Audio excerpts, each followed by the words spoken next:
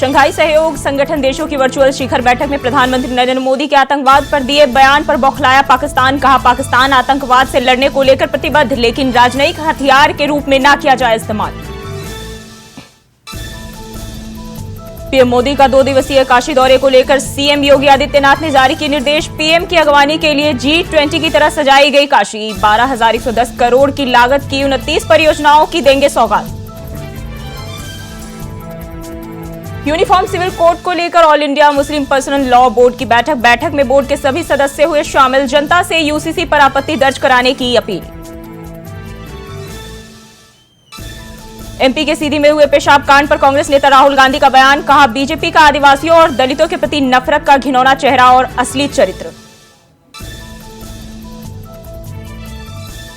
महाराष्ट्र में सियासी बदलाव के बाद एनसीपी का शक्ति प्रदर्शन जारी। कहा, अजित गुट को 42 विधायक 2 एमएलसी का समर्थन, तो वहीं शरद पवार गुट को 11 विधायकों का समर्थन।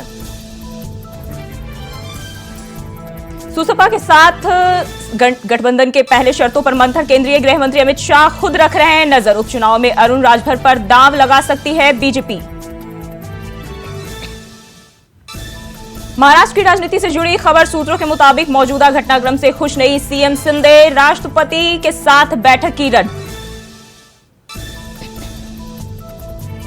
उप मुख्यमंत्री अजित पवार के समर्थकों ने मुंबई में उनके देवगिरी बंगले पर की उनसे मुलाकात। अजित पवार द्वारा बुलाई गई एनसीपी नेताओं की बैठक से पहले मिलने पहुंचे। महाराष्ट्र के उप मुख्यमंत्री और एनसीपी नेता अजित पवार बांद्रा में मुंबई एजुकेशन ट्रस्ट परिसर में पार्टी के नेताओं कार्यकर्ताओं के साथ बैठक को लेकर एनसीपी नेता छगन भुजबल का बयान। कहा, इसमें कई नेता आएंगे और उन पर कोई जबरदस्ती नहीं है। प्रवेश शुक्ला द्वारा एक व्यक्ति पर पेशाब करने के वायरल वीडियो पर मध्य प्रदेश के गृह मंत्री नरोत्तम मिश्रा ने दी प्रतिक्रिया। कहा, कार्रवाई हुई है, एनएसए लगेगा। बुलडोजर कांग्रेस के हिसाब से नहीं, कानून के हिसाब से चलेगा।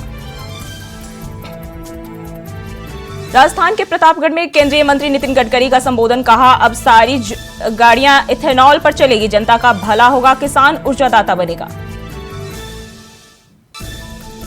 पाकिस्तान के पूर्व पीएम इमरान खान ने नेल्सन मंडेला और महात्मा गांधी से की खुद की तुलना। कहा, मुझे जेल में डालकर चुनाव लड़ना चाहती है सरकार। योगी सरकार 17 से 31 जुलाई तक पूरे प्रदेश में चलाएगी सड़क सुरक्षा पखवाड़ा। बिना हेलमेट ऑफिस आने पर माना जाएगा अनुपस्थित। दुर्घटनाएं रोकने के लिए लागू होंगे सख्त नियम। बिहार के पटना में टमाटर और सब्जियों की कीमत में हुई बढ़ोतरी। टमाटर की कीमत 120 से 140 रुपए किलो। आम लोगों की जेब पर पड़ा असर। जहां देश भर में बढ़ रहे सब्जियों के दाम, तो वहीं तमिलनाडु सरकार द्वारा राशन की दुकानों में टमाटर की बिक्री 60 रुपए प्रति किलो की रियायती दर पर हुई शुरू। संभल से सपा सांसद डॉक्टर शफीकुर रहमान बर्क का पार्टी की जीत से ज्यादा बीजेपी की हार की चिंता। एनसीपी में टूट के बाद कहा, बीजेपी ने मुल्क को बर्बाद कर दिया। बीजेपी को हराने के लिए सभी पार्टियां दिखाएं अपनी ताकत। अपने निवास कार्यालय रायपुर में मुख्यमंत्री भूपेश बघेल ने गोधन न्याय योजना की राशि ऑनलाइन की जारी। इस योजना के तहत 18.47 करोड़ लाख रुपए की राशि की गई जारी।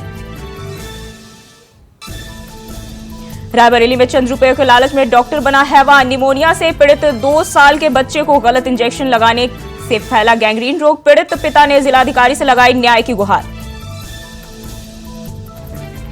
आगरा थाना ट्रांस यमुना के ज्योति कुंज में दबंगों के हौसले बुलंद। घर में घुसकर युवती के साथ की छेड़खानी। युवती के विरोध करने पर दबंगों के पथराव में युवती गंभीर रूप से घायल। शिकायत करने पर दी जान माल की धमकी। गाजीपुर में आकाशीय बिजली की चपेट में आए 5 युवक। बिजली गिरने से 3 की मौत, 2 घायल। गंगा स्नान करने गए थे सभी युवक। कांग्रेस विधायक हरीश धामी ने की सीएम धामी की तारीफ। कहा, त्रिवेंद्र सरकार के समय जो भेदभाव होता था वह धामी सरकार में नहीं। उनके क्षेत्र में विकास कार्यों के मामले में सरकार का मिल रहा पूरा सहयोग। ललितपुर सदर कोतवाली क्षेत्र के मोहल्ला गोविंद नगर में एक युवक ने दूसरे युवक को मारा चाकू। आरोपी युवक के शराब के पैसे ना देने पर युवक ने किया मना। घायल को आनन फानन में जिला अस्पताल में कराया भर्ती।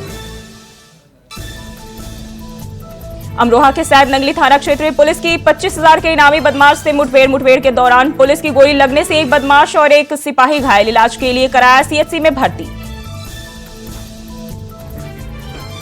देहरादून में मुख्य सचिव एस संधू ने की केदारनाथ पुनर्निर्माण कार्यों की समीक्षा। अधिकारियों को काम वक्त पर पूरा करने के दिए निर्देश। कहा अधिक से अधिक श्रमिकों की व्यवस्था की जाए। हरिद्वार जिला प्रशासन ने कांवड़ यात्रा के दौरान की एक नई पहल। स्थानीय लोगों और श्रद्धालुओं के लिए खोला गया 24x7 समस्या में शिकायत निवारण Kanwar control room. Helpline number भी किए गए जारी। हरिद्वार में कांवड़ मेले के दौरान अपनी 100 साल की मां को कांवड़ पर बैठाकर बुलंदशहर से हरिद्वार की ओर निकला शख्स। चलने फिरने में असमर्थ होने पर कंधे पर बिठाकर मां को कराया कांवड़ यात्रा।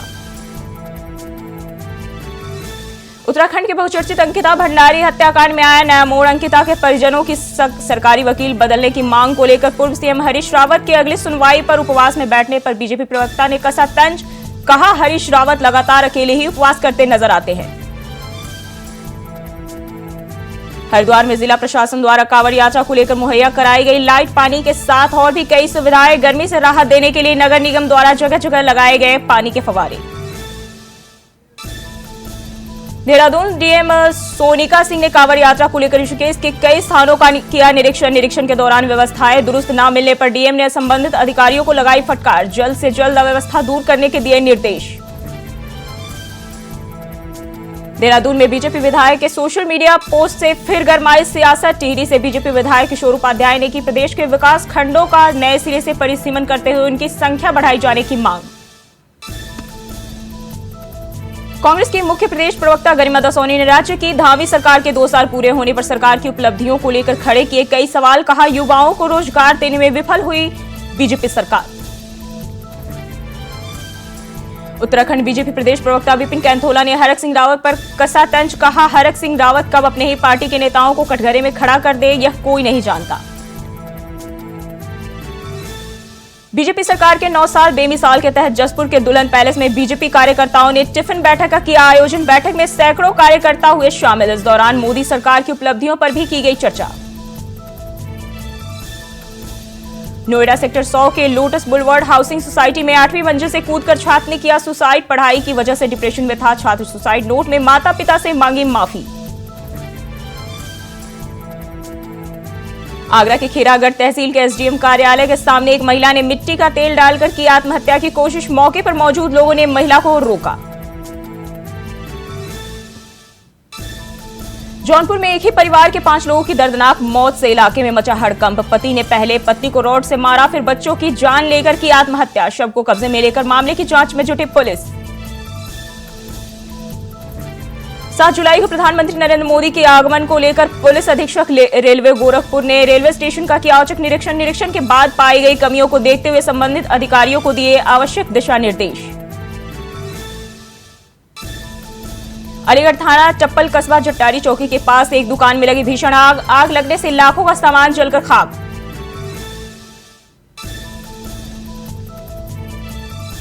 सुल्तानपुर के अखंड थाना क्षेत्र के बरोई कृष्णदासपुर गांव में बीती रात 2 किसानों की गोली मारकर हत्या। जमीनी विवाद में घटना को दिया गया अंजाम। मामले की तफ्तीश करने में जुटी पुलिस।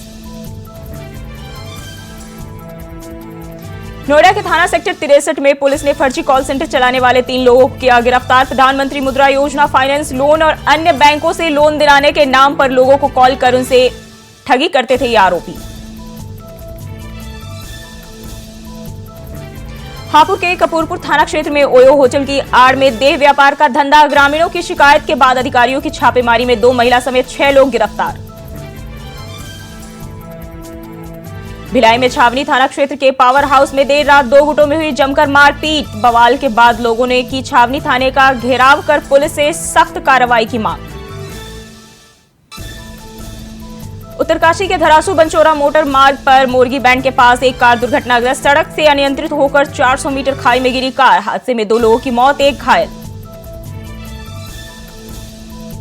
भिलाई में हुई मारपीट के बाद इलाके में शांति व्यवस्था स्थापित करने के लिए पुलिस की तरफ से की गई फ्लैग मार्च की तैयारी। बिगड़ते हालात पर काबू पाने के लिए पुलिस अलर्ट।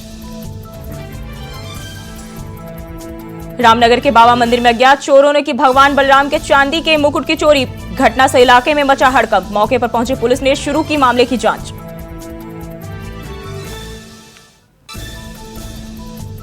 दून अस्पताल में अल्ट्रासाउंड को लेकर फिर देखने को मिली मारामारी। ओपीडी में तैनात रेडियोलॉजिस्ट के छुट्टी पर होने से 2 दिनों से अल्ट्रासाउंड पड़ा ठप। मेडिकल कॉलेज प्रशासन के पास दूसरा कोई विकल्प नहीं।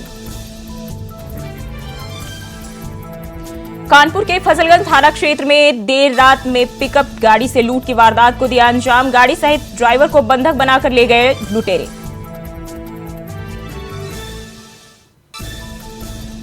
संभल में एक फौजी के बंद मकान से लाखों की चोरी का मामला आया सामने। पड़ोस में रहने वाली महिला ने एक लाइसेंसी बंदूक, 7 कारतूस, 60,000 रुपए, 6 लाख रुपए के जेवर समेत बर्तन चोरी की घटना को दिया अंजाम।